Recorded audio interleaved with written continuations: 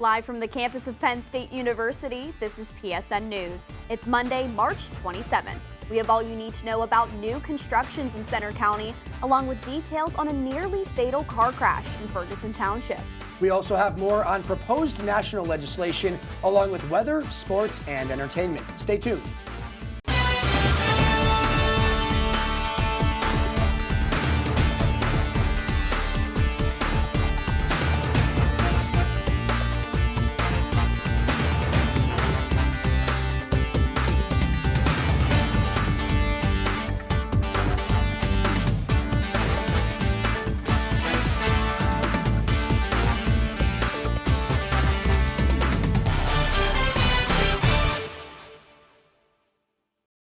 Thanks for joining us tonight. I'm Hannah Markovich. And I'm Brendan Conroy.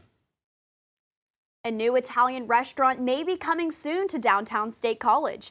Figo Italian is looking to open in the standard apartment building on the first floor. A recent request for a liquor license transfer has been sent to the State College Borough by the restaurant's owner, Philadelphia-based GLU Hospitality. A public hearing at the Borough Council will be held on April 3rd for the liquor license transfer.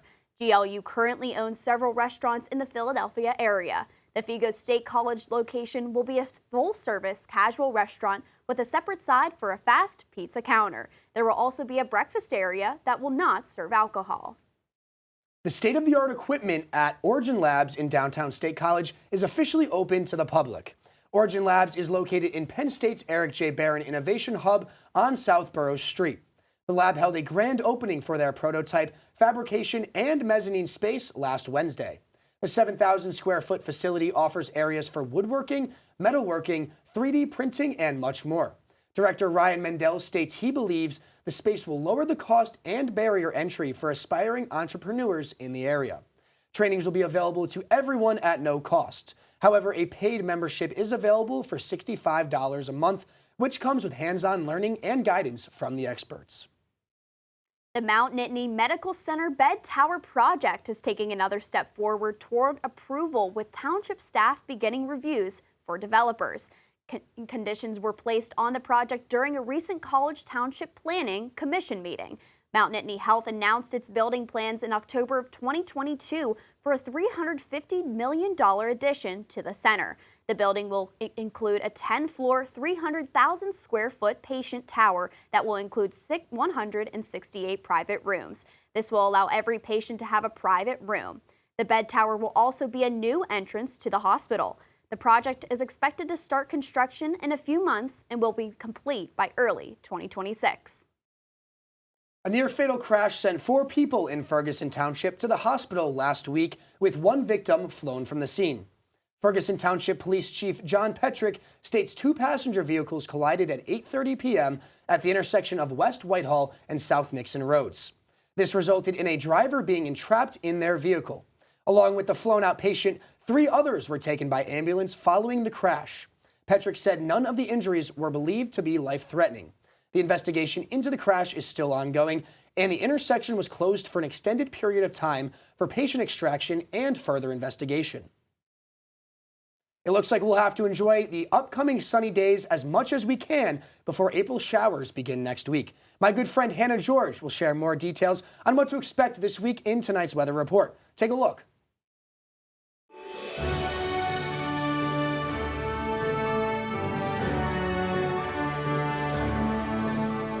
From the students of Penn State Meteorology, here is your Penn State Campus Weather Service forecast. Good evening from the Penn State Campus Weather Service. I'm Hannah George. I hope you all have had a great day so far. Here in State College, we're sitting at a temperature of about 50 degrees right now, and you can see those skies, they're pretty clear right now, but that hasn't been the case for most of this afternoon. Taking a look at a time lapse over Beaver Stadium, you can see that beautiful sunrise. We see some clear skies here in the morning, and slowly those clouds make their way on in, and around 2 p.m., you're going to see some rain start to hit the screen, and that rain has been in and out ever since, basically. As I mentioned, right now, clear skies, but that could change at virtually any moment. Temperatures right now sitting at 50s, to some extent basically everywhere. A couple places did hit 60s for a second, such as Harrisburg and Philly, but you can see those two are starting to drop. Erie's sitting at 40. A couple places up here in the Northwest are in the 40s, but overall we're looking at 50s for most of the state temperature-wise. The radar, as mentioned, this system has been in and out of State College throughout the day. Right now we're clear, but you can see this part, basically anything could hit us at any moment. This system's a little bit scattered, so it's not going to be that consistent rain that lasts for hours. It'll kind of be in and out of here, as we have seen for most of the day. Looking a bit more into the future, you can see here this system is going to be moving on out as we move into the overnight hours. When we wake up tomorrow, still going to be pretty cloudy here, and it's going to remain cloudy for a decent part of Tuesday, though there will be some good patches of sun going on there.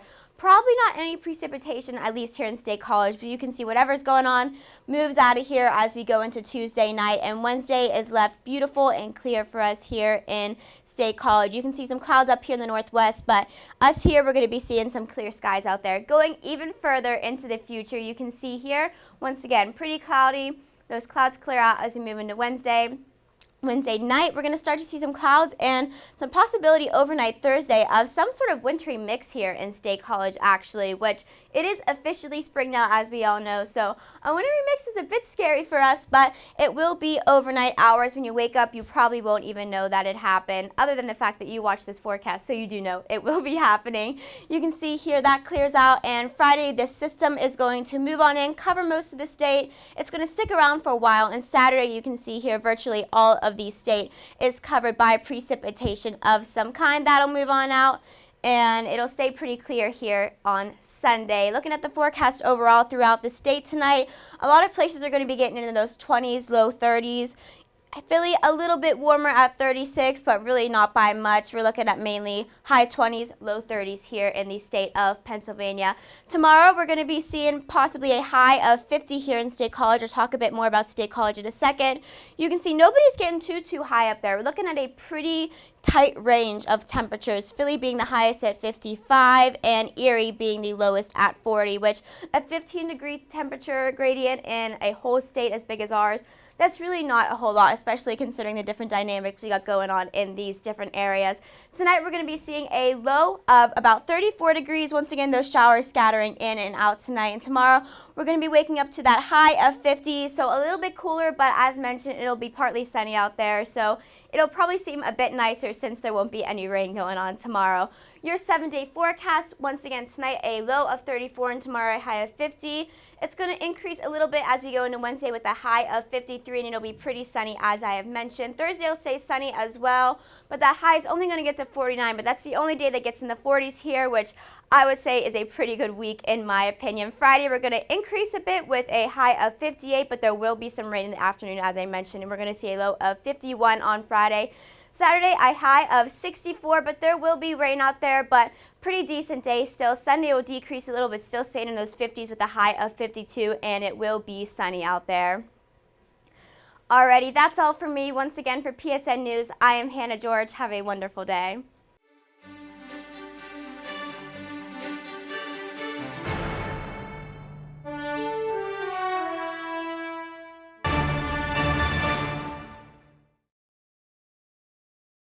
Welcome back to PSN News. I'm Joseph Dorman with your sports update. Following the impressive Big Ten championship run and subsequent win in the March Madness tournament, Penn State men's basketball coach Micah Shrewsbury has announced that he will be leaving Penn State. Shrewsbury is taking a new head coaching position for the Notre Dame Fighting Irish. The decision comes off as a bit of a shock, as Shrewsbury only served 2 years as Penn State's head coach. Even his first year in Happy Valley commanded a not-so-impressive record of 14-17. His real success came in the last few weeks, with Penn State going a hot streak, finishing the year with a record of 23-14. Shrewsbury was the first coach to lead Penn State to the NCAA tournament since 2011 and helps them get their first win since 2001. In other local news, Penn State men's hockey had a massive game last night. The Nittany Lions faced off against the #1 seeded Michigan Wolverines in an attempt to punch their ticket to the Frozen Four in Tampa. The tense game went into overtime with a late power play game-tying goal from Michigan. The defensive battle saw both goalies with a combined 71 saves on the night. The hard-fought game ended with the Wolverines taking the win with a goal from Mackie Samoskevich. A win would have put Penn State in the Frozen Four for the first time ever. In national news, March Madness has not been disappointing this year. seeing upset after upset, especially over the last weekend. The remaining number 1 seeds, Houston and Alabama, lost their games and are being eliminated from the tournament. After last weekend, the Final Four is set with 9th seed Florida Atlantic University facing off against 5th seed San Diego State University. The second slate sees the 5th seed University of Miami going up against 4th seed UConn. This is the first time since 2011 that there will be a Final Four slate of games without a number 1 seed, and only the second time in history there is a Final Four without a number 1 seed or 2 seed since seeding began in 1979. That's all for your sports update. After the break, Juliana Tordeau has the latest updates from the entertainment world. Stay tuned. Welcome back to PSN News. I'm Juliana Tordeau with your entertainment update. This past Saturday, Kenny Chesney rocked the Bryce Jordan Center with his I Go Back tour. He was accompanied by another country music superstar, Kelsey Ballerini. Chesney performed his major hits including Get Along, When the Sun Goes Down, and American Kids. This was Chesney's second time performing at the Bryce Jordan Center, with his first time back in 2002 for his No Shirt, No Shoes, No Problem tour. Kenny Chesney had no problem rocking his show on Saturday. Fields reporter Shannon Tanzo has the details. Take a look. On Saturday, March 25th, Kenny Chesney kicked off his I Go Back tour with Kelsey Ballerini opening at the Bryce Jordan Center. This is his first state college visit since his Tiki tour almost 20 years ago. Although Chesney hasn't released an album since 2020, this tour is inspired by his 2004 single, I Go Back. This means it'll take place in cities he performed in during his rise to fame and include songs from his discography. The 21-day tour will only be seeing the east half of the country, with shows not going farther west than Oklahoma City. Other stops on the tour include Fort Lauderdale, Florida, Greensboro, North Carolina, and Lincoln, Nebraska. Longtime fans of the country artist were ecstatic to see him perform. It just has a relaxing vibe and it makes me happy. It just has a happy spirit to it. It's just country music. We live out in the country. We like being from the country, and so listening to country music is the way to go.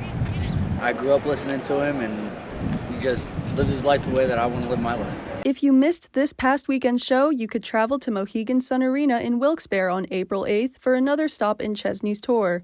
For PSN News, I'm Shannon Tanzo. The BJC's next big performance is happening tonight with the Kid Laroi on his Bleed For You tour. With the semester coming to an end, everyone is looking forward to Penn State's Movin' On Festival. As we wait in anticipation to see who will take the stage on the IM Fields this year, local talent are competing for an opening slot at the festival. Moving On's Battle of the Bands will be happening on Tuesday, April 4th at Alumni Hall. Some of the bands and solo acts include Queen of Peace, Mellow Honey, and Sunday Antiques. The doors open at 5 p.m. and admission is free. Lana Del Rey released her 9th studio album this past Friday titled Did You Know That There's a Tunnel Under Ocean Boulevard? The album is an hour and 17 minutes long and consists of 16 tracks and interludes. Del Rey collaborated with artists like Father John Misty, Tommy Genesis, John Batiste, and Bleachers. She earned the biggest debut album of her 12-year-long career on Spotify with 18.3 million streams with no radio play. Lana Del Rey even received praise from Taylor Swift at her Las Vegas Eras Tour show, with Swift herself promoting the album and singing their collaboration on Midnights titled Snow on the Beach. That's all for your entertainment update. After the break, interview anchor Carly Knowlton will be speaking with Mike McDermott, former Penn State Nittany Lion mascot. Stay tuned. Hello and welcome back to PSN News. I'm Carly Knowlton. Tonight we are very excited to sit down with Mike McDermott, Penn State's former Nittany Lion mascot. Mike, tell me how it feels to be such a big part of Penn State history. Every single day, felt like a tradition over 100 years now. The word is definitely unbelievable. It's something that you don't really fathom until it's almost over, the fact that you're a part of such a long-lasting tradition. So I'm just honored to be here and chat with you. Yeah, I'm so excited to have you. Did you know that you always wanted to be a mascot, coming to Penn State, or did that start once you were already here? That started once I got here. In high school, we didn't have a mascot, and so there was no signs. I mean, there were definitely times where, being an avid Penn State fan and kind of a Penn State family, where I would see the Nittany Lion at certain events that we would do, and I would kind of have those thoughts like, oh, that's cool, whatever the Nittany Lion's doing. And then there was one moment where I had known who the Nittany Lion was at the time, Zach Soa, my predecessor. It was his final year, and I kind of knew. So because I knew that it was somebody from my hometown and even from my high school, it made it seem a little bit more feasible if I ever wanted to. Yeah. But I would say that it was nowhere really on my mind. Yeah. So tell us a little bit about auditioning. How many people did they take? And I assume there's a lot of competition. So what did that look like for you? So initially there's just the application form. So worked on that a bunch. I probably had my parents read over my answers to some of the questions about 5 times to make sure that it sounded really professional. After that, I was notified that I was accepted for the second round, which was an interview process with many judges. I'd say there were probably 12 judges sitting around a table, and I'm just sitting at the end of the table, nervous, and they just popcorn questions left and right. And then I was invited to round 3, the final round, which is the physical portion of the tryout. And that consists of a skit where you get to put on the suit and perform kind of like how I do on the field, about a minute and a half skit, followed by an improv session where they bring out a bag of props, you pick one, and then you have to do something unique with it. After that, you take the suit off, you do the cowbell song, because everybody needs more cowbell. And then that is capped off with 50 one-arm push-ups. Wow. It's quite impressive to go from 1 round, second round, third round. And I bet when you were getting those emails back or calls back, you're like, I got to second round, got to the third round. Like, It's a lot of hard work. And then the push-ups, I bet, like, are there some kids that can't do them? And then that eliminates you? Well, if you make it to that third round and you have to do the 51 arm push-ups, everybody gets there no matter how ugly they look. Mine were definitely probably pretty ugly. I mean, I definitely squeaked out the last 5, but I wasn't going to let anything. I mean, the adrenaline's pumping, nothing was going to stop me from getting to 50, but I definitely didn't know how to do them at first, and that normally I feel like turns a lot of people away from wanting to try out, but you got to start somewhere. I didn't know how to do a one-arm push-up when I found out about the tryout, and so I just kind of trained like anything else, like a marathon or something, and you figure it out. Learned it. Yeah. So is there a particular characteristic or personality trait that made you stand out from the others, that made you get it? I'm not sure. I guess just kind of being goofy and kind of, Zach Soa, the one before me, and I really have to piggyback off of something that he said when I had won, is you have to remember that everybody loves what you do, so you kind of can act like a 5-year-old and you get away with it. True. So I definitely think that there's some like goofiness involved, but I think also just kind of my creativity with the skits kind of helped me out. I just think that I think of skits all the time. I've been done for about a month now, but I still think of new things all the time, and I always write them down on my phone. So I feel like it's just kind of meant to be. Yeah, that's awesome. Is there a former Nittany Lion, or are you the only one for the past few years? I was the only Nittany Lion from February of my freshman year until Thon my freshman year until Thon this year. Okay, so 3 full years. And then do you get your own costume, or is that passed down, annually? Some of them are passed down, mainly the ones that I can fit in, but I do get suits that are tailored to me. Okay, very interesting. Because what height do you need to be? There is no height requirement. Before Zach Soa, there was Jack Davis and Michael Valania, and they were both around 5'8", 5'9", and then Zach Soa was 6'3", so there was a big jump. So I was able at the beginning to fill through his suits until I got the ones that were tailored more specifically to me. Cool, okay. And I know that you danced in Thon this year. Tell us a little bit about how that went, because you were going from costume to, dancing with your friends on the stage and everything. So how was that? That was tough. That was definitely the hardest thing that I've ever had to do, regardless of like any training or anything. That was just, it was hard to mentally push through the no sleep and then have to output so much energy when I'm the lion, but also I'm using so much energy while I'm dancing at Thon because it's so much fun. Yeah. So there was no like, keeping in a bank some of my energy because I have to be the lion at the pep rally. I was just kind of going out and having fun, and it definitely took a toll, but it was the greatest experience of my time here at Penn State. Yeah, not many people can, for one, dance at Thon, and then two, to be a mascot. It's insane. And I know that you're also a part of the ROTC, so when do you have free time? And if you do have free time, what do you do? So I noticed that the more limited my free time got, the more I actually started to pick up new things. For example, I would be so busy that if I got an hour, instead of just kind of slacking off, or like I can't just watch Netflix or binge TV shows. So I just kind of started picking up guitar and teaching myself in those free times. I just found new things to do. While doing training for the Army, I also like to go to the gym in my off time because that's kind of my safe space and like where I kind of just like let all the stresses of, having a busy schedule and all that kind of stuff out. But I just noticed myself starting to pick up more things during my free time because I didn't know how to be lazy, sort of. Yeah, no, I get that completely. That's awesome that you started the guitar. Yeah. It's impressive. How's that going? I think that I've made some brilliant strides, but I would never play for anybody else because I don't want to do them any harm. So. What are some perks with being the mascot? Free room and board? What does that look like? So there is a scholarship that comes with being the mascot. There is a, full ride for the term that you are the mascot. So if it's 2 years, that's 2 years of free tuition.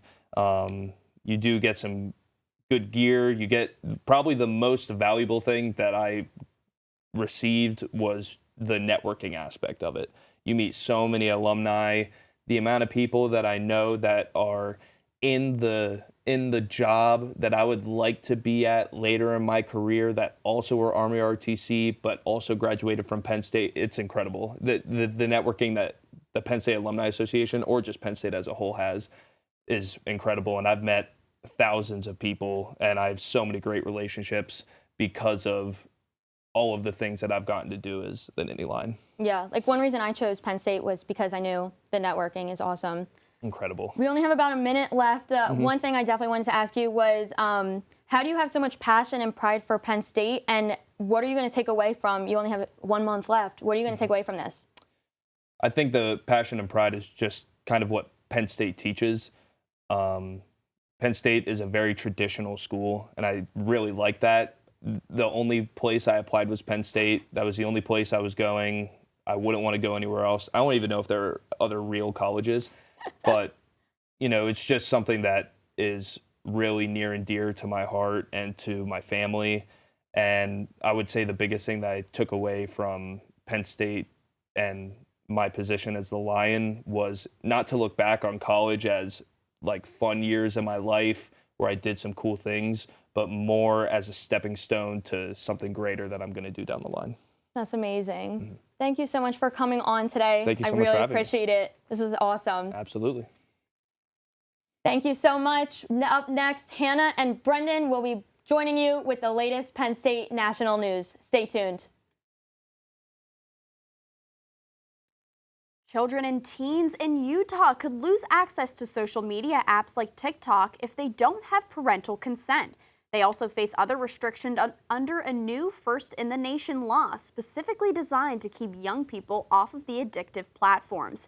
Republican Governor Spencer Cox signed 2 laws prohibiting kids under 18 from using social media from the hours of 10:30 p.m. and 6:30 a.m.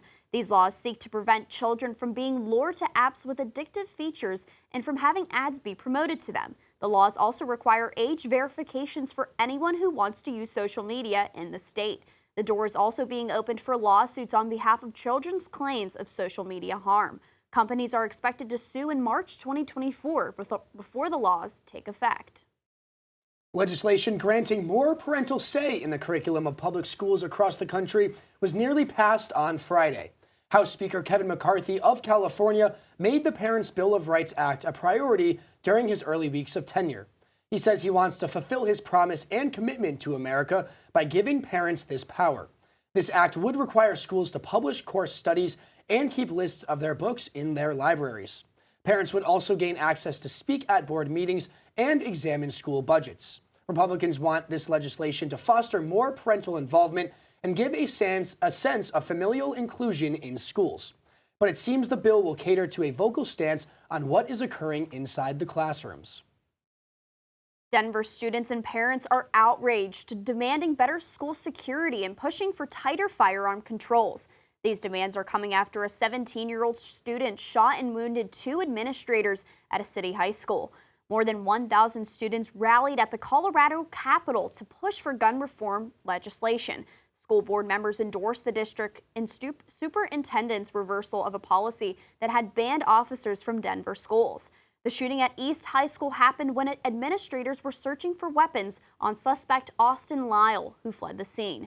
The Pardee County coroner says Lyle was found dead after a self-inflicted gunshot wound. 3 migrants were kidnapped from a traveling vehicle on Thursday, resulting in a suspect being fatally shot. The migrants had allegedly been traveling on Interstate 10 in Waller County in Texas before they were stopped and forced into another vehicle. The migrants' driver called 911, and the county sheriff worked with the FBI, who were involved in the shooting. This altercation resulted in 1 kidnapper dead and 2 people rescued from the scene. The kidnappers demanded money from the migrant families and even sent hostage videos to the families of the victims and law enforcement. The migrants were being rescued as gunfire broke out. The 2 rescued were held at a motel with no FBI agents being injured. The kidnapped migrants had crossed illegally into the United States from Mexico. The FBI office in Houston mentioned they do not want to comment further and that the investigation was no longer a threat to public safety. That concludes our show tonight at PSN News. Be sure to check us out on Twitter and Facebook at PSN News, on Instagram at Penn State Network News, and to subscribe to our YouTube channel at youtube.com/PSN News. Have a good night, everyone, and stay safe, Penn State.